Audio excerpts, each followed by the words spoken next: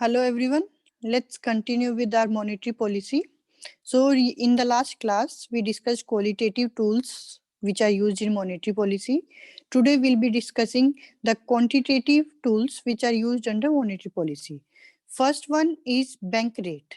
Bank rate means that rate at which, that interest rate at which RBI lends long-term funds to the commercial banks. Okay, this is known as the bank rate.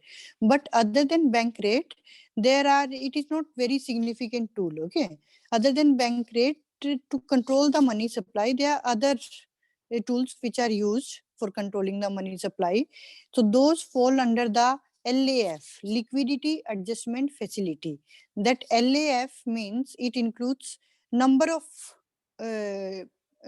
rates, or the number of tools, you can say, out of which the repo rate, repo rate, that is the repurchase option. So that is short form for repurchase option.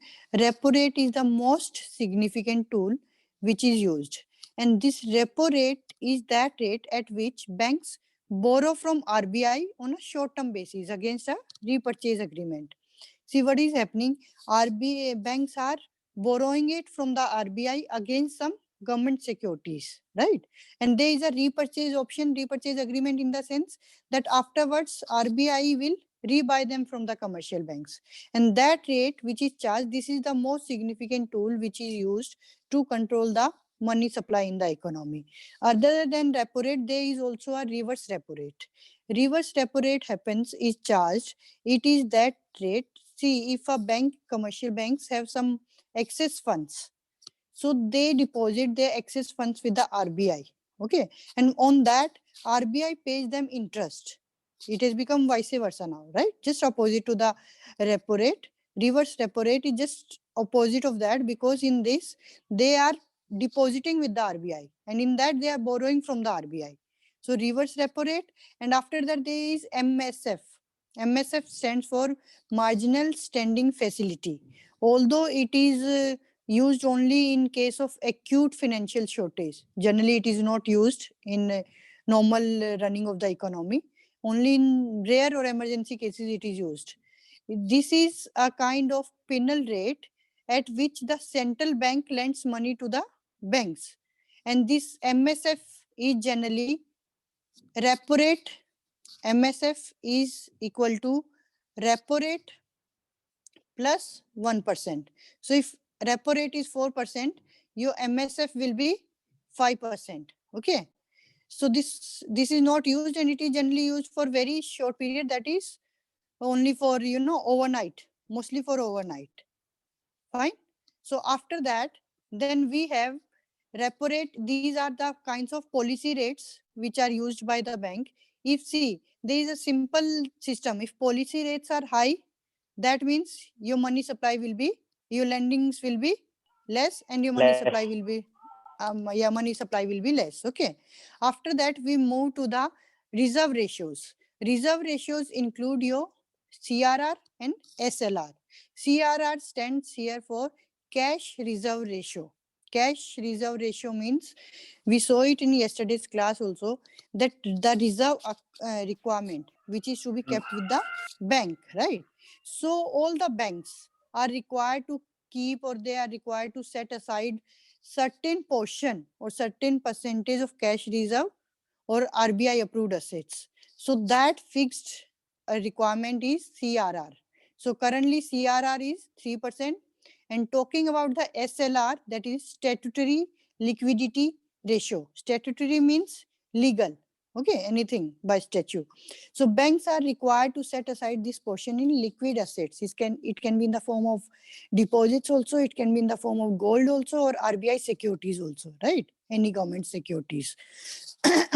So these are the two kinds of reserve ratios which help us in increasing or decreasing in regulating the money supply in the economy. SLR is 18% currently, and CRR is 3%. Then comes OMO. OMO means open market operations. As the name suggests, it is a kind of operation which is done in the open market. That is, in order to control the money supply, when RBI or the central bank of any country comes openly in the market and tries to buy or sell the government securities to the commercial banks, that is your open market operations. So what happens? These open market operations are conducted generally in the open market. So that's why it is named as open market operations. See, if government is buying out some securities from the commercial bank, so it will be paying money. So that is a kind of when the central bank has to inject money in the economy, that time it will be buying it. And when it has to suck out the extra money, then it will be selling the securities, so that commercial banks buy those securities and that money flows back from the commercial banks to the central bank, right? So these are your open market operation. The recent one which took place was in December 2019, where RBI had bought and sold both the operations were done. In the beginning, around there was a sale of treasury bills. It had sold treasury bills for about 10,000 crores in December 2019.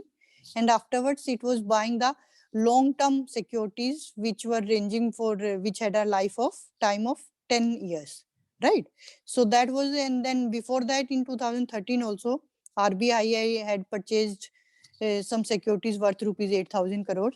So like this, it keeps on sucking out the extra money from the economy, and wherever it is required, it also injects the money into the system, right?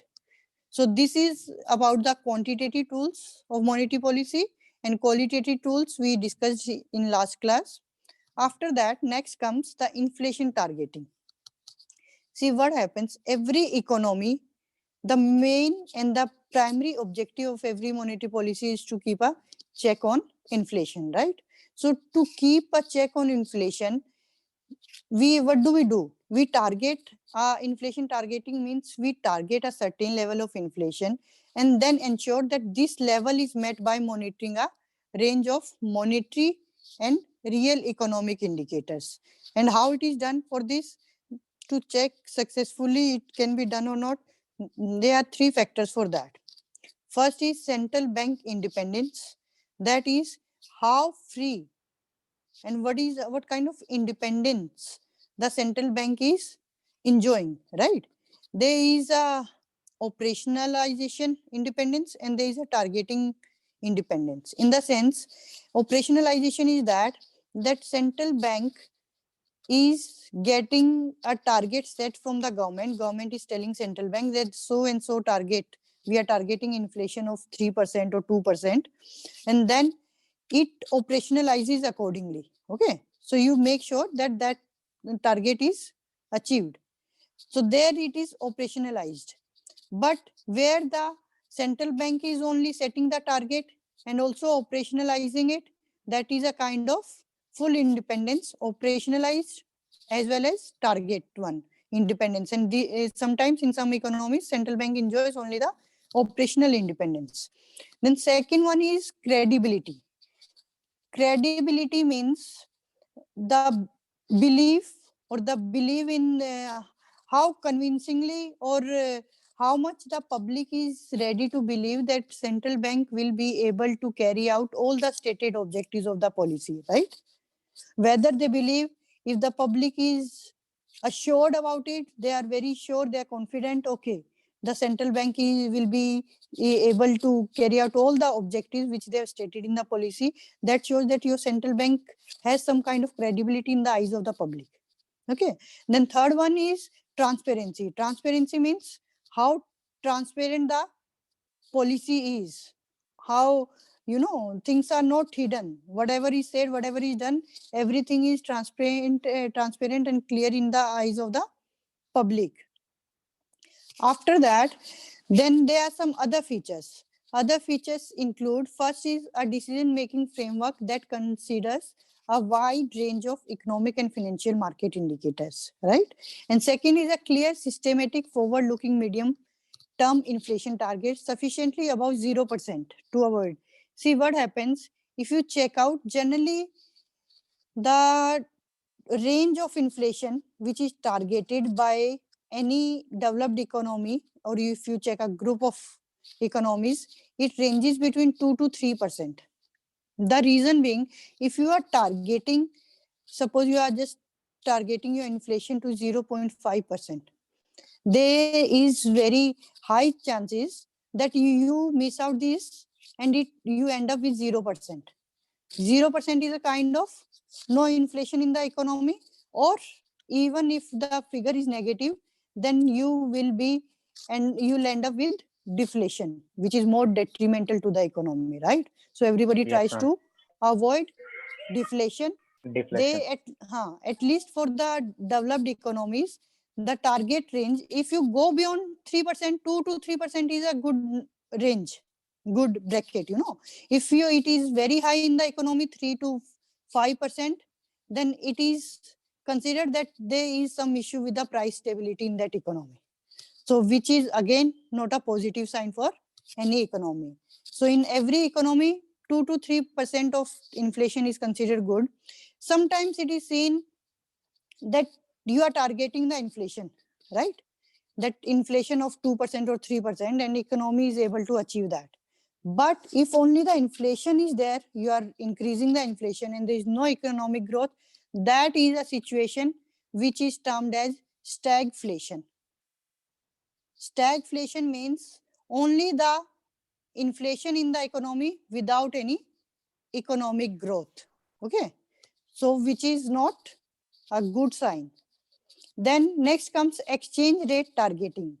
Generally, exchange rate targeting happens when a central bank tries to support the target by buying or selling the national currency in foreign exchange market. This is generally done. The objective behind it is to import the inflation experience. Suppose the Saudi Arabia generally follows it. It is generally consider it is taken as a tool in monetary policy, where the bond market is very liquid in that economy. So generally more developed countries or mostly economies, they depend more on targeting inflation rather than targeting exchange rate.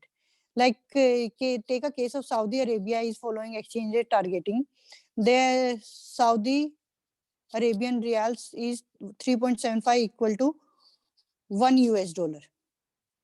So what they are doing, they have set it, they have targeted that it should not go below it and above it. So only this much, this is how they have set up. And what they are trying to do with this, that by doing this, the inflation in US, the inflation is generally low. It is 2%. So they would try to get that experience in it. Okay. Although it is not as simple as it states, because they can control the inflation rates, but they cannot control the interest rates and the money supply. So that's why it becomes more volatile.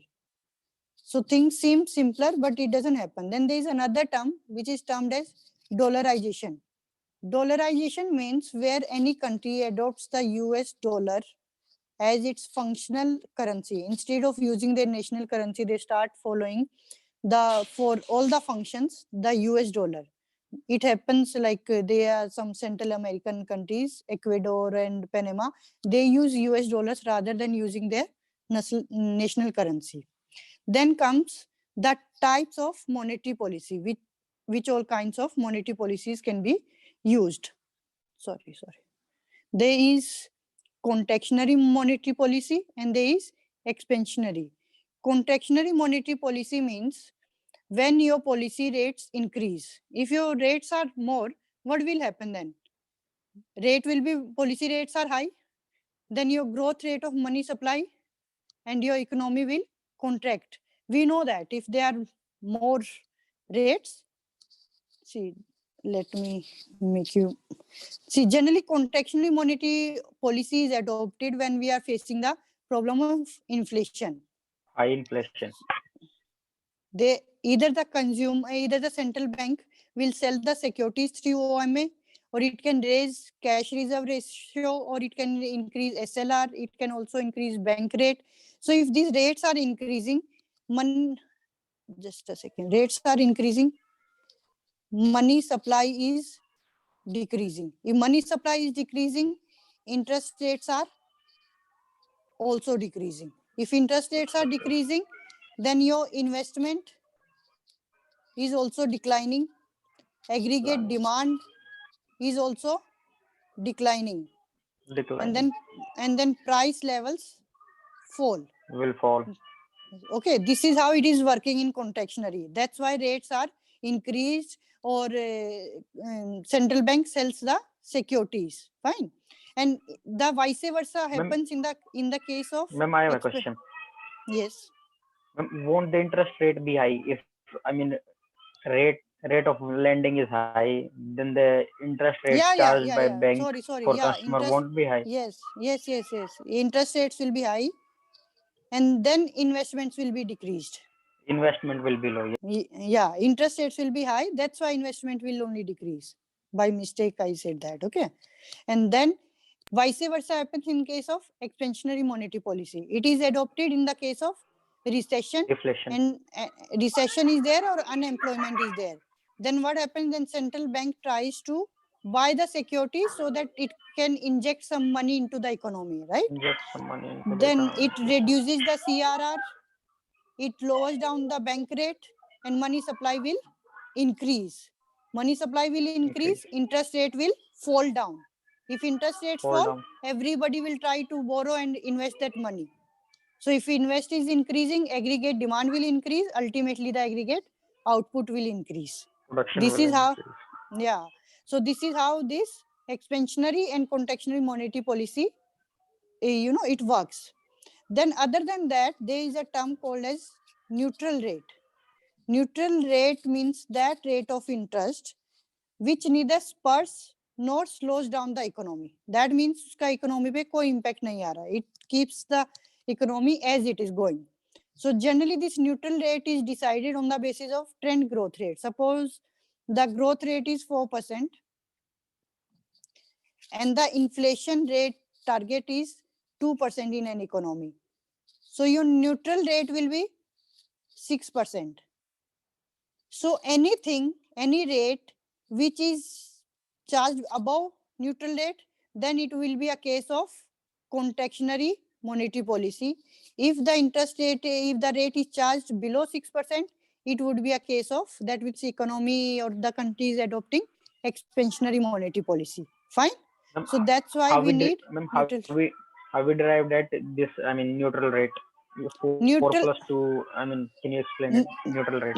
neutral rate is taken from the growth rate. That is your GDP. How your Okay, GDP is okay. growing. That is your trend growth rate. In an economy, it can be 3%, 4%, depending what is the GDP rate in that particular economy. GDP rate, that is your growth rate in the economy, plus whatever the target, inflation target, your monetary policy committee has targeted what inflation, 2%, 2.5, or Okay. 2, 3%. If you add it together, you come out with a neutral rate. And then we compare it with the neutral rate. Then we say that whether the economy has adopted a contractionary monetary policy or it has adopted a expansionary monetary policy. Then there are some differences we will discuss. What is the, how to distinguish between monetary policy? We have discussed both the policies. So the objective of monetary policy is to maintain price stability, full employment, and economic growth. On the other hand, the fiscal policy tries to change the aggregate demand by controlling inflation and to overcome recession. In monetary policy, we regulate money supply, the cost, availability, and it also influences the borrowing rates of commercial banks. But fiscal policy, it focuses on a change in government revenue and expenditure with a view to influencing the price level and by changing the quantity of national output. Okay, so that is the basic difference. Other than that, there is one term called as quantitative easing. Just a second. Quantitative easing. Quantitative easing has come into existence recently from last 10 to 12 years. It means the OMO operation, when a central bank comes in the market openly, whether to buy the securities or to sell the securities, to to manipulate or to regulate the money supply. That is like to make it easy. quantitatively it comes. And the other way is by printing more money. In 2008 recession in USA, because of that Morgan Stanley, if you are aware of that, that recession had occurred. So just to save the economy from the deflation, what did US government and UK government, what they did, they printed more money and they injected in the economy. So that was a kind of quantitative easing, so that they could bring some inflation in the economy and they could cover up from the recession. But at the with the inflation at the same, sorry. But by printing more money, won't the value of money will decrease Yeah, in yeah, that's what international I'm markets? there where I'm coming that time, but there were no option for with them to come out of this. So what happened, it faced the stagflation. There was no economic growth. They just show up the inflation by printing, by minting more money and bringing it into the system, but there was no economic growth. So they could save from deflation, but it was a situation of stagflation. So the best and the proper method of quantitative easing is coming through the OMO. But that is also not very regularly accepted. It is generally done in case of when economy is really going through the rough phases. Otherwise, your rates and CRR, SLR, by maintaining all these, you can regulate. But these bank rates and policy rates, they help you in maintaining and controlling the money supply and interest rates only for short period. When, like in case of COVID pandemic, now people are expecting, or even economists are expecting that there has to be some kind of quantitative easing from the government side to bring our economy back on the track, right? So these are some of the tools which can be used through monetary policy. And this is all about our monetary policy and fiscal policy. If you have any queries, any questions, go ahead, please.